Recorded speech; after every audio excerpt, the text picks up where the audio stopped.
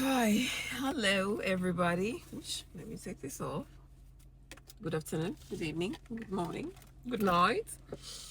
I I thought I could finally go live, but I guess not yet. Not on my phone anyway. I need to go live on a computer.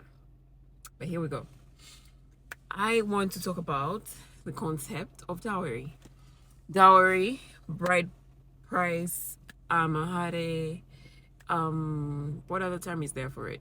I think that's it. That's the terms that I know. But so when you grow up knowing something that you like, I have come to discover so much about my religion and about my culture when I moved away from home, because people have asked me about these things, because some of these things because you were raised with these things, so you have never taken the time to attach any meaning to them, or be able to explain it to anyone.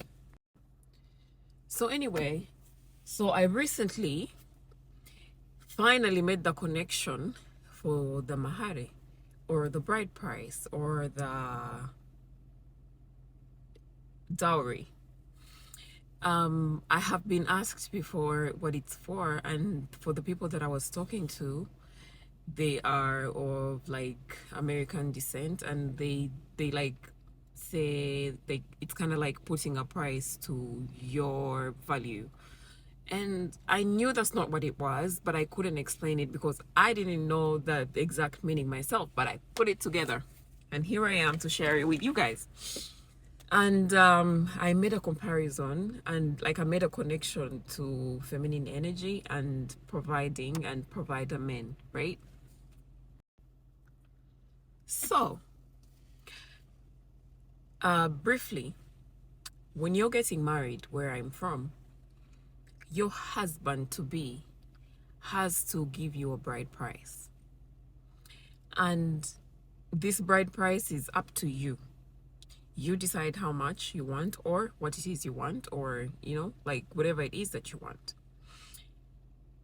In my understanding right now, with my current consciousness, I understand that you ask for the bride price in order to feel safe enough to get married to this man.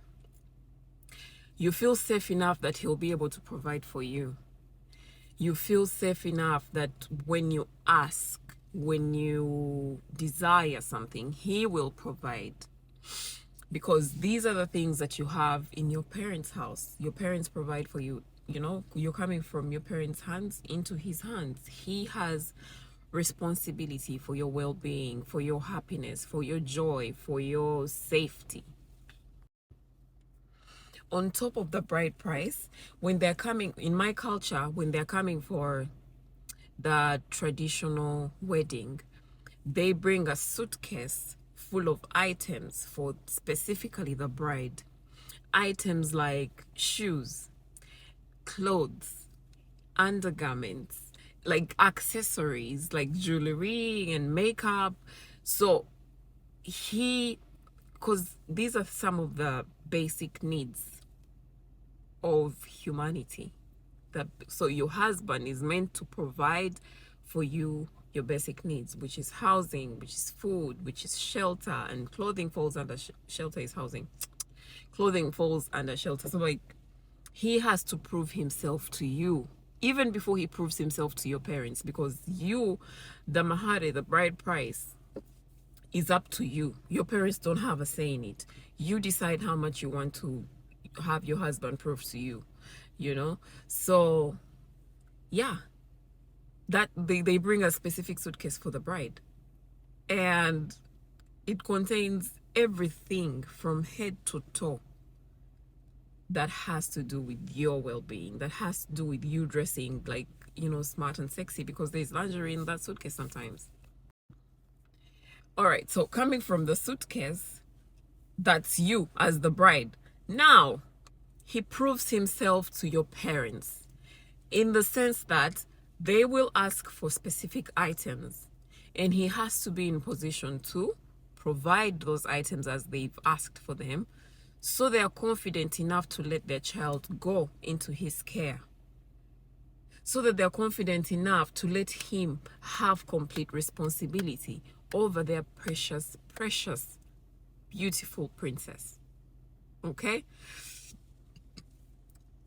They will ask for a specific item, and then he will bring gifts to the people that helped raise you. To the people that helped raise you. They will bring gifts for your father's sisters, for your mother, for your mother's sisters, for your uncles, and your brother.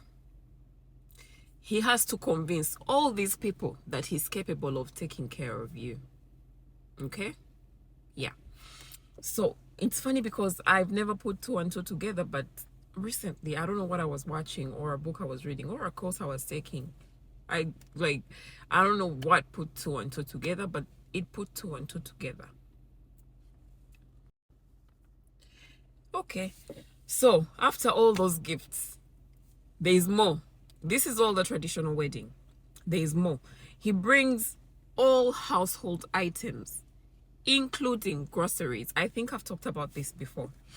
He will bring everything down to an onion, to tomatoes, sugar, beef, chicken, goats. Like, he will bring all these things. Why? He will bring all these things to prove to your parents that he's capable of taking care of you. Now, there comes a confusion where when men are going to get married, I remember what triggered this. There was a religious leader whose video I watched, and he was saying that a man needs to prepare himself for marriage for at least 2 years. And hear me out. Because I feel like the men are getting confused now, because when they're getting married, they draw a budget of the things they're going to need, including their bride's suitcase items. They draw a budget and then they call for meetings. This is where, from my culture, where, not my culture, but like where I come from, many a times people draw budgets and then they call for meetings, and then their family members contribute to all these things that they are meant to provide. Okay? So this religious leader was talking about the fact that a man needs to be in position. He needs to prepare himself for marriage for at least 2 years. Because when you come up and say you're going to go marry someone's child, you are meant to protect them, take care of them, and fully provide for them, no matter the location. Now, in the olden days, our ancestors were right. I have been saying this to myself for so many weeks now. Our ancestors were right. Because in the olden days, the parents of the girl would source out potential men. They would source out potential men that are worthy of their daughter's hand in marriage. And this man had to, they would source out men depending on age, family background, definitely religion in my family, and potential to take care of you. This man had to have something to show for himself, to ensure that he's able to take care of you, to ensure they look into his family, to ensure that you're going to be respected where you're going. So anyway, many a times I get too passionate when I'm talking about these things, but I bring it back to the dowry, the bride price. It is not putting a price on my back as a woman. It is not.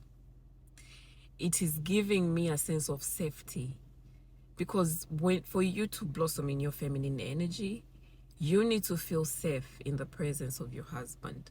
You need to feel safe in your home. It's difficult to embrace your feminine energy and to blossom as a feminine being when you're in a 50-50 relationship. And there's this mentality that we've acquired that when we go to the Western countries, because the living expenses are high, the standards of living are high, that we get into the 50-50 relationships. But there's always been a saying in my language that from the beginning of your marriage, the mindset you put your husband into is the mindset he's going to go with for the rest of your marriage. So if you start off your marriage showing your husband that you're a 50-50 independent woman, this is what he's going to get into. But then remember that these men are wired to provide. So he might not know that this 50-50 relationship is affecting him, but it is. Which is why we find women who like you go with a man who is not as well off as he needs to be to take care of you. You get into 50-50. He works, you build him up, because behind every successful man there's a woman. You build him up, and then he gets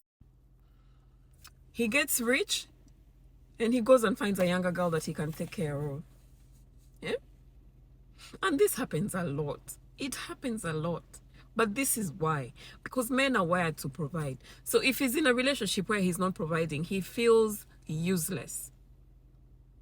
Sometimes he might not even know, because it's in his subconscious, it's in his DNA. It's always been that way from 1900. Since before we were born, since before our parents were born, the man was always supposed to provide. So lately, we are allowing ourselves to get into 50-50 relationships, and this is leading to all kinds of misbehaviors in the men's realm.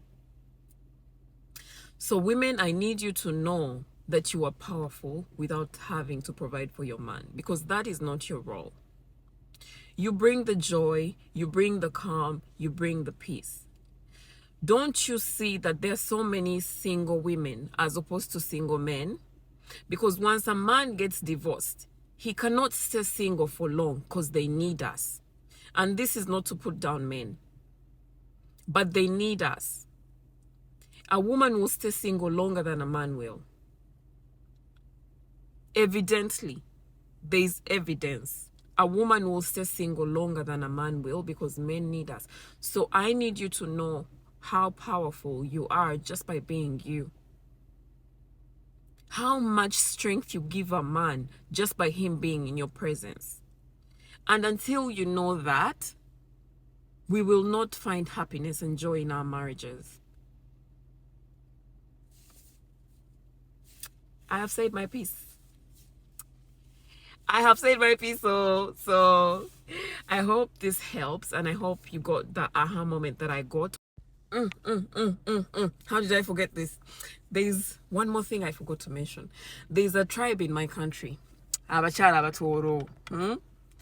Those ladies, I had I think the most feminine people that I have met in my life have been those Batoro women. I worked with a Motoro girl. This girl was feminine.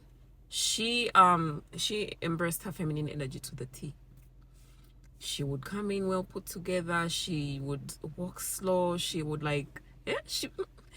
no matter what the chaos was. Fifi, I hope you watch this. So, in their culture, when they're getting married, one of the requirements, I think the man that's going to go marry them has to take at least 10 cows. Those are the Western people in my country. 10 cows. Each cow is at least 1 million shillings. 1 million shillings is like, I want to say $250, let's just say. So that's 10, and that is just one item. So as I've come to learn so many of these things, as I've come to learn so much of my value as a woman, I realized these people know the value of their daughters. After I realized that these people know the value of their daughters, I also realized that my people know the value of us as well. My people know the value of their daughters as well, because they are very tight containers that are put for your parents to ensure that you're going to be safe where you're going. But as we've developed into the modern world, we've decided that our culture is a joke, which it's not. So let's go back to our roots and know that our ancestors were right. Let's go back to our roots and know that our ancestors were right. There's no one that will value you if you don't value yourself. But you won't be able to value yourself if you don't have all the information you need to know how valuable you are. Okay. I hope you get the aha moment that I got when I was listening to that Shay's video. Because I mean, it's something I have known for a couple of years now, as I've come into so many, as I've taken so many courses, I've read so many books, so many light bulbs went on in my mind, which is why I decided to make this channel, because I know that the things that I didn't know that seemed so obvious, they're right in your face, but you don't know.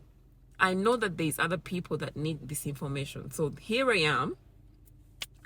And I hope I've inspired something in you. And I promise to come back and share anything and everything. And many a times when I'm talking to my private clients, there will be moments of, like, there'll be things that will come to me during the session that I also didn't know. And usually they inspire the videos that I make here on YouTube. So I'm hoping I can come live soon, because these editing of videos, anyway.